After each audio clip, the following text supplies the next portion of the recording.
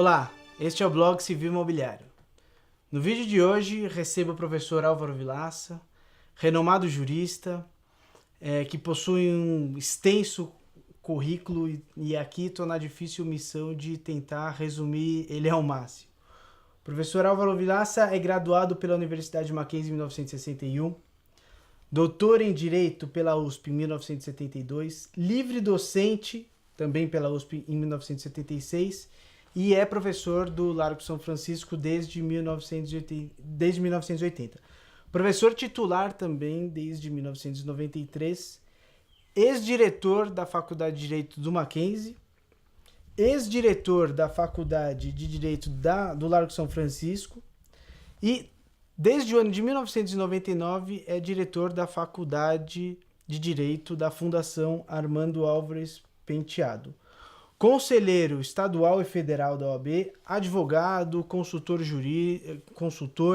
parecerista, autor de mais de 20 obras jurídicas, dentre as quais eu destaco o curso de Direito Civil em 6 volumes publicado pela Atlas, Bem de Família, com comentários à Lei 8.009, Direito de Família, recém-publicado, Estatuto da Família de Fato e Dever de Coabitação.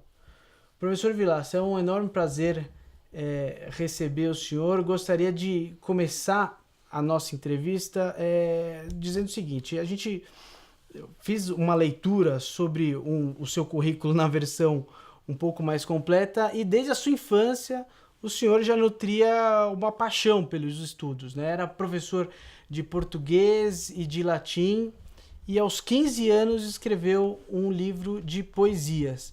O senhor acha que isso pode ter... quanto dessa paixão pelos estudos pode ter influenciado o senhor para a profissão que o senhor optou? Boa tarde a vocês e agradeço a visita. A minha carreira sempre foi uma de predestinado, porque eu já estava na faculdade de Direito, ainda com a cabeça raspada, como eu licionava antes Direito Civil, já para alguns estudantes, estudava com eles gramática, português e latim, que eu aprendi também sozinho. Sempre gostei de estudar e na faculdade de Direito, na época era o diretor Jorge Americano, ele me franqueou a possibilidade de estar dando aulas de português e latim na faculdade, porque a faculdade na época não tinha o curso noturno. E eu licionava nas duas classes que ficavam abertas à noite, por essa grande generosidade do grande Jorge Americano. Aliás, foi o primeiro diretor da Mackenzie, que eu viria depois a ser diretor também. Estudei muito na matéria jurídica para licionar no Mackenzie os 35 anos, depois eu acabei licionando na USP também pelo mesmo tempo e já desde o meu concurso para doutoramento, o Alexandre Correia me pediu para auxiliá-lo dando direito romano. Então eu comecei a estudar também direito romano, aproveitando as lições de latim e assim fui desenvolvendo a minha carreira. Dei aula na FMU também, na mesma época, fiquei lá 12 anos na faculdade dando aula. E lecionava em Pinhal, era uma espécie de professor ambulante, um negócio muito, nem sei como conseguir desenvolver tanta atividade docente em tão pouco tempo, né? Para mim, pouco tempo, porque foram muitas as faculdades. E na minha carreira acadêmica, eu sempre gostei de escrever também. Então, todas as minhas teses acabaram convergindo para essa situação de elaboração de projetos de lei.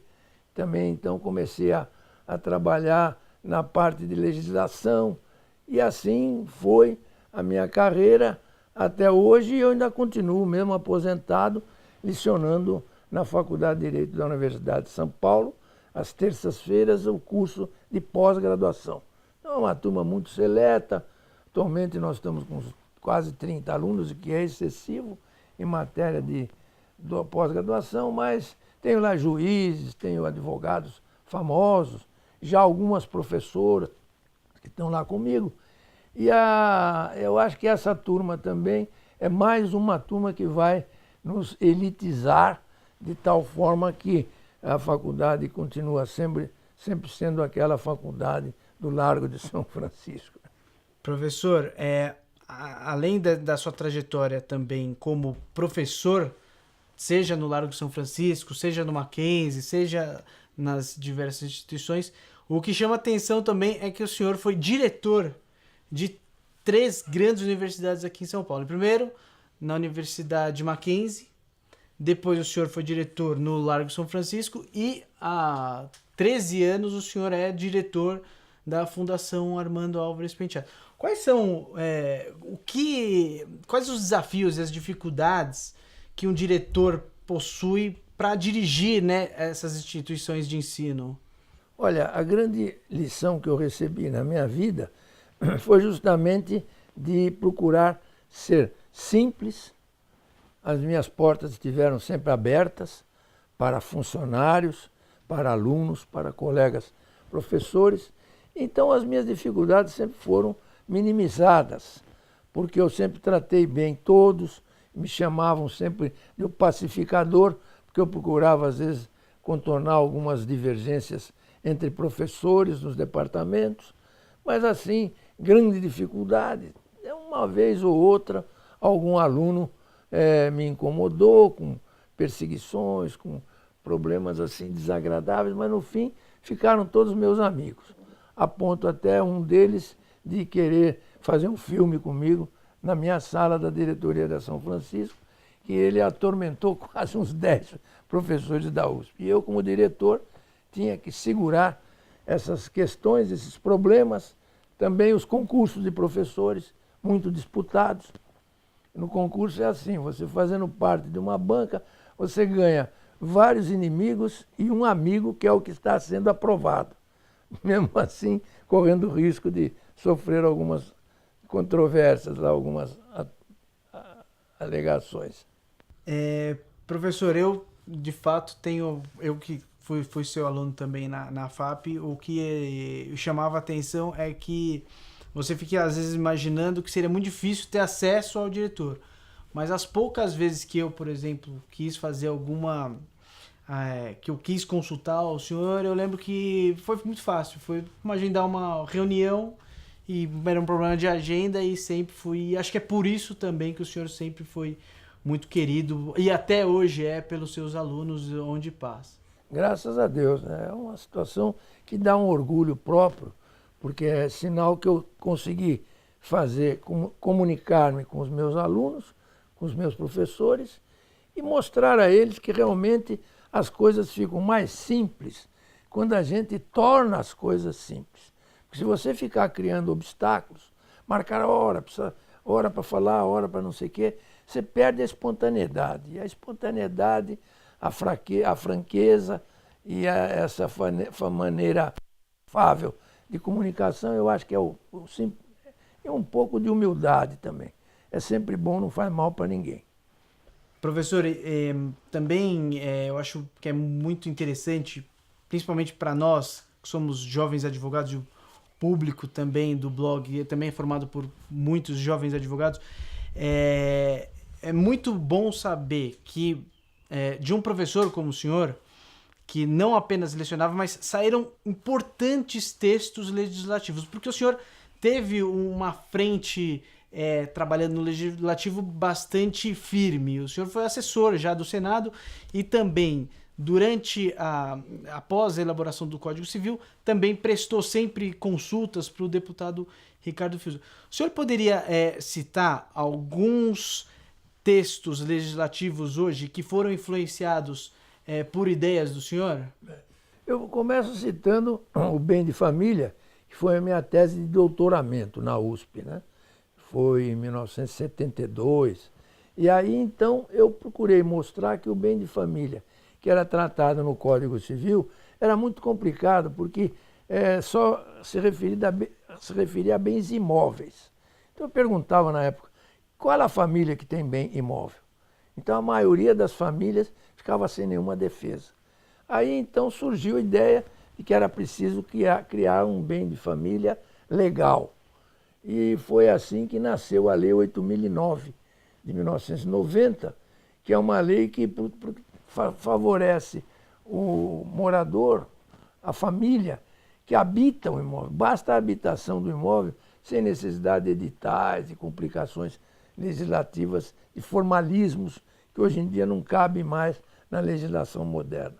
Também no caso dos direitos e deveres dos cônjuges, que acabaram trazendo à baila o divórcio, que acabou sendo considerado um direito potestativo pela Emenda Constitucional 66, e eu também trabalhei muito com o relator da Constituinte, que era o Bernardo Cabral, justamente para tentar amenizar o texto da legislação. E foi assim que eu também aprendi a considerar o artigo 229, parágrafos da Constituição de hoje, a mostrar-se como um texto que não é taxativo. Ele é um texto exemplificativo em que há família sob casamento, casamento religioso com efeitos civis, que acaba sendo um outro aspecto, tendo um outro aspecto que é de direito concubinário, né? E assim eu procurei trazer com esses subsídios essa modernidade do texto legislativo, também no caso da união estável, que eu fui autor do projeto 1 ano e meio antes da Constituição, que foi minha primeira tese de titular na USP, que era justamente o fato de bastar a convivência do convivente com a convivente para que eles tivessem direitos comuns, a não ser que tivesse algum contrato escrito. Essa foi, para mim, a grande lei que eu pude fazer com o auxílio do Instituto do Cefêmia de Brasília, que me ajudou muito, fazendo palestras no Congresso. E depois, no projeto do Código Civil, eu ajudei bastante o senador Josafá Marinho, e não fiz muita coisa, porque lá na casa dos mais velhos é mais difícil você conseguir alguma inovação.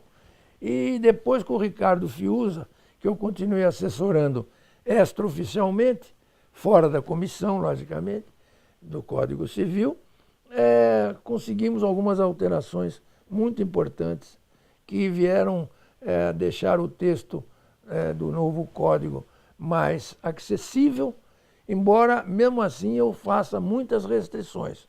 Quando eu lecionei 4 anos de direito romano na Itália, em Roma, eu tive a oportunidade de fazer críticas também ao Código Italiano, do qual nós copiamos um texto do nosso Código Civil. Quando eles pediram para falar, porque eles homenagearam muito o Código Civil, como sendo o primeiro Código Civil do 3º milênio.